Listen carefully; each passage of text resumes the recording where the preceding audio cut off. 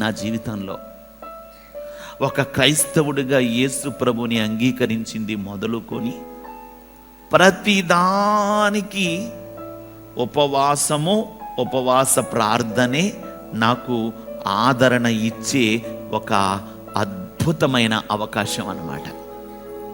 నేను ఎగ్జామ్స్ రాయాలి, ఉపవాసాలు ఉండి చదువుకుంటూ ఎగ్జామ్స్ రాసేవాడిని.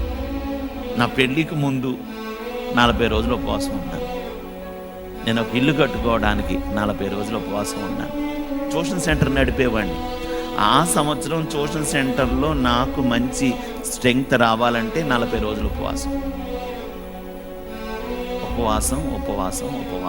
నా జీవితంలో నేను ఏది పొందుకున్నా ఉపవాస ప్రార్థన ద్వారానే పొందుకున్నాను.